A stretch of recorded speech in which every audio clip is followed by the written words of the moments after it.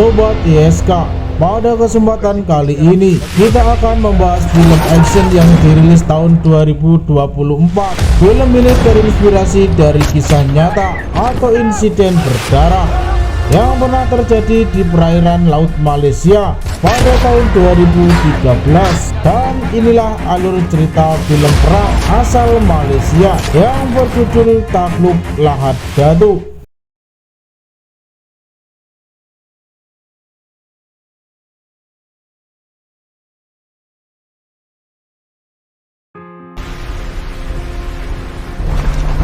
Cerita diawali dengan informasi pada bulan Februari tahun 2013 di Lahad Datu, Sabah, Malaysia. Disebutkan pemerintah Malaysia dikejutkan dengan invasi teroris bersenjata yang memasuki wilayah perairan Malaysia. Untuk itu negosiasi pun dilakukan untuk tetap menjaga perdamaian di sana.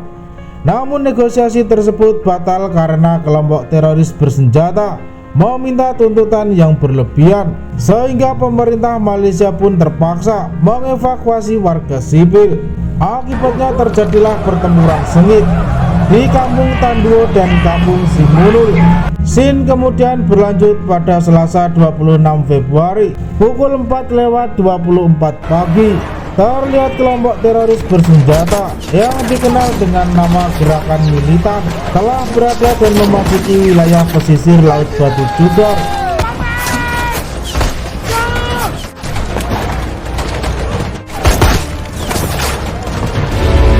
Scene kemudian berlanjut pada beberapa hari sebelumnya di kamp KMN Pulau Kitak. Di sana kita berkenalan dengan beberapa petinggi anggota militan KMN. Ada Raja Iskandar yang merupakan Raja Paduka KMN. Selanjutnya ada Jenderal Militan KMN yang bernama Mazin. Kemudian Raja Imdan sebagai pemimpin pasukan KMN. Raja Ilham putra dari Raja Iskandar atau putra Raja KMN. Dari pulau kita berpindah ke seorang inspektur polisi yang bernama Saiful. Ia merupakan petugas intelijen cabang khusus di Batu Jugar. Di rumahnya ia hanya tinggal berdua bersama dengan ibunya saja, sedangkan ayahnya sudah lama meninggal. Adegan lalu berlanjut pada hari Selasa tanggal 26 Februari. Dalam rapat terbatas kepala KNDK atau pasukan gerakan khas bernama Cepat Datuk Hairit mengatakan bahwa komisaris polisi Batu Jugar menginformasi adanya invasi kelompok bersenjata secara besar-besaran di sana. Diketahui KMN tercatat sebagai ajaran sesat yang dipimpin oleh Raja Iskandar. Singkatnya, di akhir rapat diputuskan bahwa para petinggi telah memberikan izin untuk misi negosiasi perdamaian dengan kelompok militan. Misi negosiasi ini akan dipimpin oleh Datuk Mizan dan SAC Kamal. Datuk Hairi meminta mereka untuk berangkat malam ini juga. Di saat yang bersamaan, pasukan PP 69 atau Komando 69 sedang melaksanakan latihan kontra terorisme.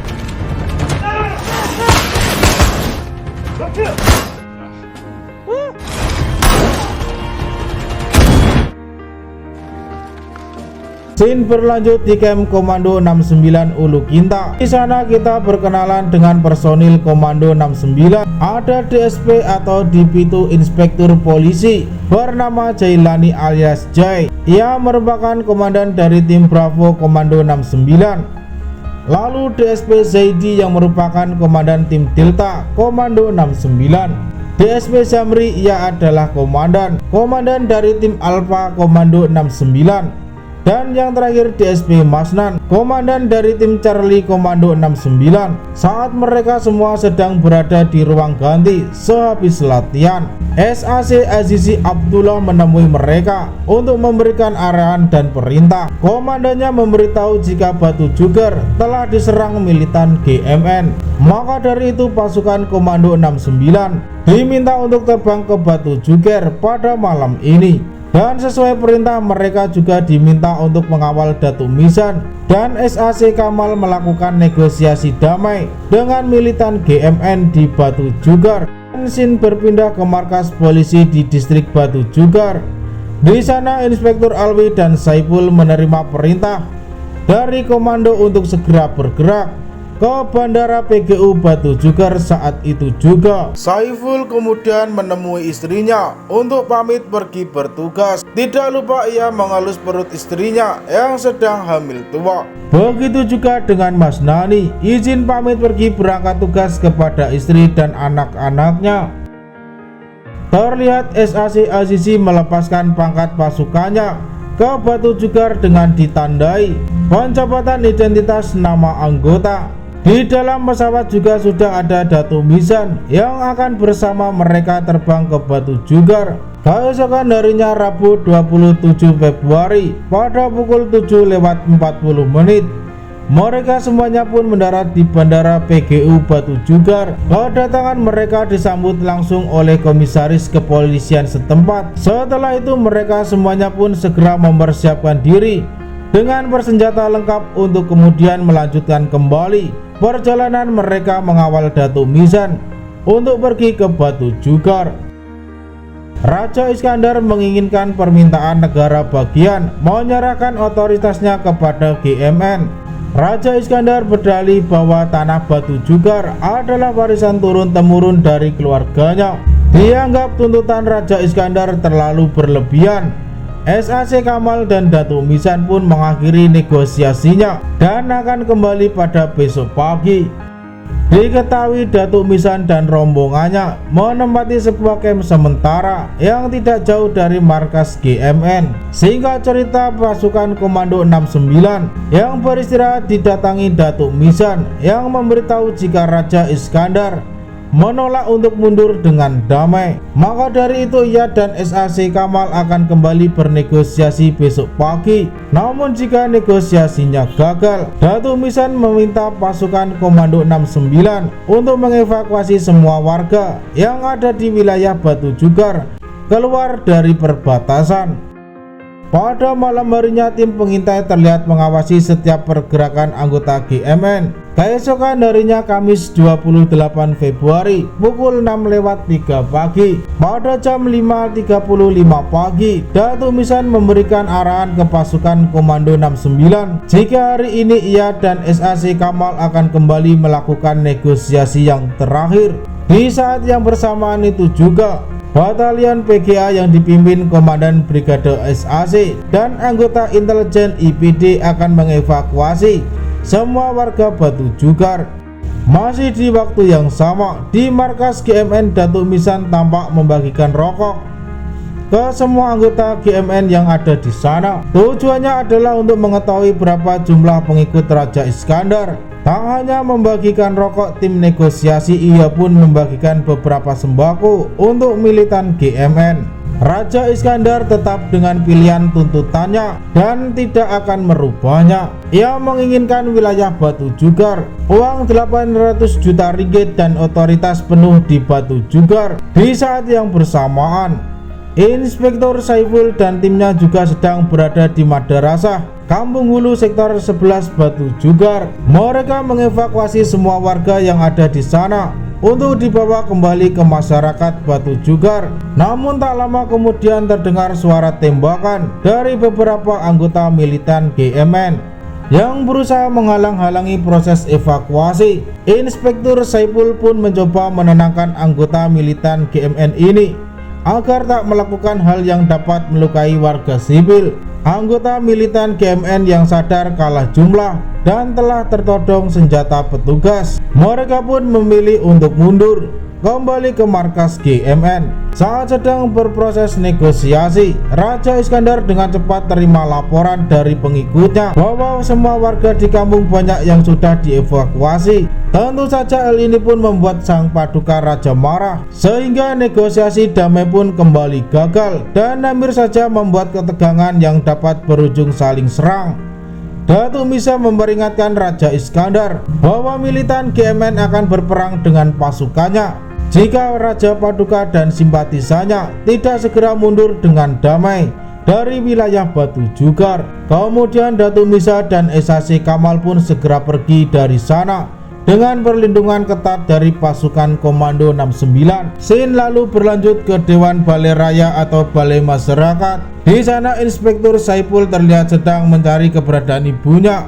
Beberapa ruangan tempat pengungsian ia datangi untuk mencari tahu ibunya. Namun dari sekian banyak warga yang ada di sana, ia tak menemukan ibunya. Scene berpindah ke markas TOC Batu Jugar. Datuk Misa memberitahu SAC Kamal bahwa para petinggi di kesatuan telah memerintahkan mereka untuk melakukan pengintaian ketat terhadap kelompok militan GMN, lalu memutuskan semua akses fasilitas di sana, termasuk air dan makanan yang menuju ke wilayah Batu Jugar, tempat markas GMN. Selanjutnya tim diminta untuk menunggu perkembangan 1-2 hari. Jika militan GMN menunjukkan reaksi perlawanan, maka solusi terakhir adalah melaksanakan operasi takluk alias perang. Pada malam harinya tim pengintai melaporkan ke markas TOC bahwa Raja Iskandar dan pengikutnya tiba-tiba menghilang. SAC Kamal memperkirakan militan GMN ini pasti sudah bergerak. Tak ingin kalah langkah, Datuk Misan lalu memerintahkan agar pasukan Komando 69 segera masuk ke dalam hutan dan mempersiapkan polisi laut untuk patroli agar GMN tak leluasa untuk kabur melalui jalur laut. Sementara itu di dalam hutan, pasukan Komando 69 yang telah berada di sana melaporkan jika mereka melihat beberapa anggota militan GMN bergerak menuju ke salah satu rumah. Keesokan harinya Jumat 1 Maret pukul 7 pagi, sebuah helikopter dari kepolisian kerajaan Malaysia yang sedang berpatroli melihat pergerakan anggota militan GMN berada di dalam kebun sawit. Helikopter tersebut lalu melemparkan beberapa selebaran kertas kepada anggota GMN yang berisi peringatan terakhir agar GMN segera mundur dari wilayah Batu Jugar. Scene berlanjut kembali ke area pertempuran di mana pasukan Komando 69 masih terus bertempur dengan militan GMN.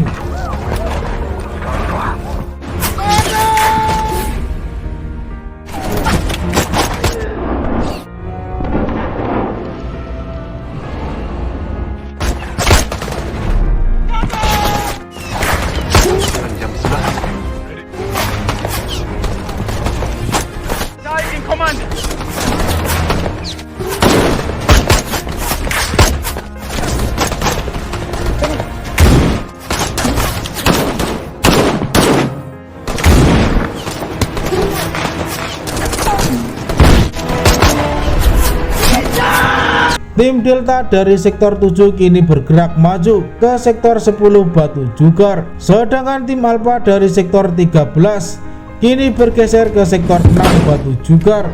Kala pasukan kekuatan GMN pun memilih untuk mundur dari area pertempuran. Dari pertempuran tersebut, pasukan Komando 69 berhasil menangkap beberapa anggota militan GMN, menyita semua senjata yang mereka gunakan dan membunuh beberapa dari mereka saat pertempuran tadi. Namun itu semua harus mereka bayar mahal dengan tewasnya DSP Masnan dan satu orang anggotanya di tim Charlie saat baku tembak tadi, yang beberapa anggota lainnya hanya mengalami luka ringan.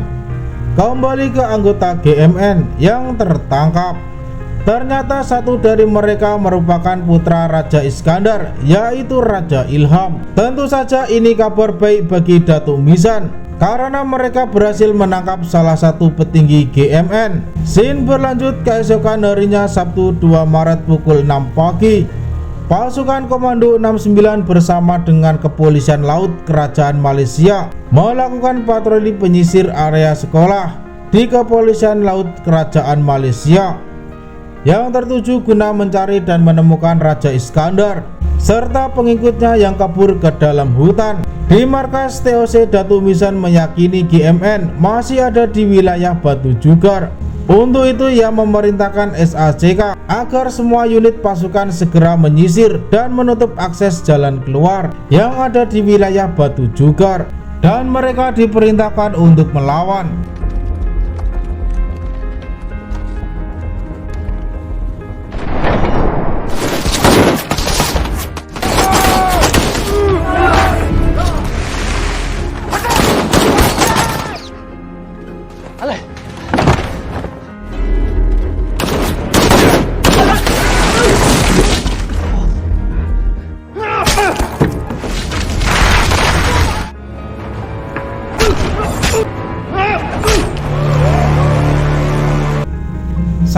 Saiful yang selamat dalam baku tembak tersebut melihat dengan jelas rekan-rekannya dihabisi dengan cara dipenggal kepalanya.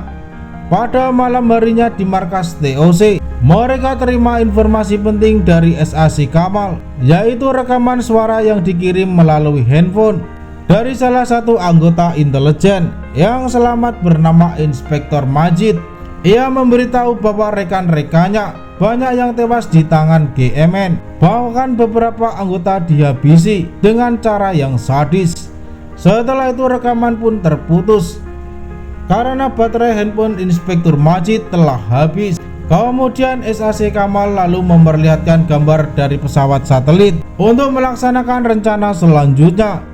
Datu Misan mengatakan mereka harus menunggu laporan dari tim pengintai yang telah dikirim ke kampung air. Jika serangan dilakukan pada malam ini, maka yang diuntungkan adalah pihak GMN, karena berdasarkan laporan sementara GMN berhasil menyandera beberapa warga sipil di sana. Namun Datuk Misan meyakinkan mereka semua bahwa besok pagi ia akan memberangkatkan pasukan ke kampung air untuk misi penghancuran.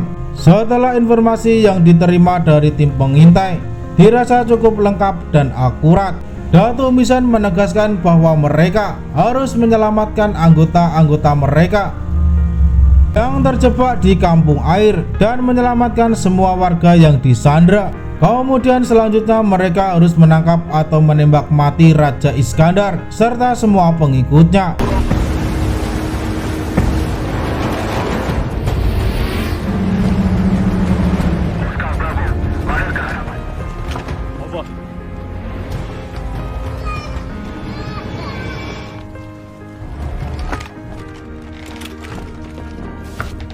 Bawa budak di keluar, Puan. Puan. Bravo to Oscar. Kami bisa selamatkan. Dari sektor lain, tim Alpha yang didampingi Zamri berhasil menyelamatkan Saiful yang terluka pada saat pemeriksaan di salah satu rumah. Begitu juga dengan tim Bravo yang dipimpin Jai berhasil menyelamatkan Abi dan Majid dari dalam sungai. Selanjutnya mereka bertiga pun dievakuasi ke titik kumpul yang nantinya akan diterima tim Delta yang dipimpin Zaidi. Mimi. Isbon.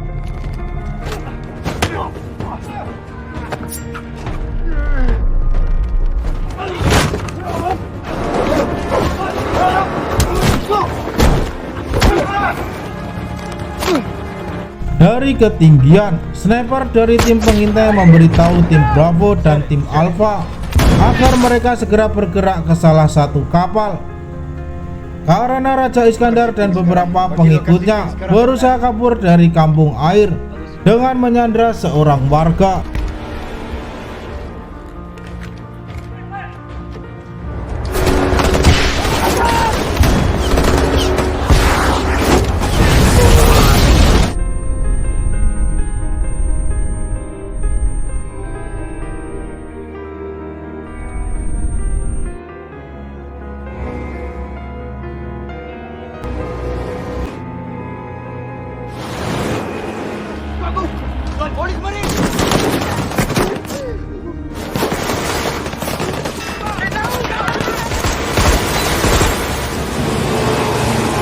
Semua sandera termasuk Alwi, Saiful dan ibunya berhasil dievakuasi oleh tim. Selanjutnya mereka akan dibawa menuju ke rumah sakit. Sedangkan tim Delta, tim Bravo dan tim Alpha harus segera mengejar Raja Iskandar dan pengikutnya yang berhasil kabur dari kampung air. Ternyata yang mereka kejar dan mereka tembak mati bukanlah Raja Iskandar, melainkan Mahmud, sang jenderal militan GMN dan seorang anak buahnya yang menyamar sebagai Raja Iskandar. Raja Iskandar sendiri bersama dengan beberapa anggotanya yang tersisa terlihat lari ke salah satu tempat yang ditemani Raja Imran dan Raja Samad. Raja Iskandar berhasil mengecoh perhatian pasukan Komando 69 dan film pun selesai. Terima kasih telah menonton video ini. Jangan lupa tonton video lainnya. Salam Sobat YSK.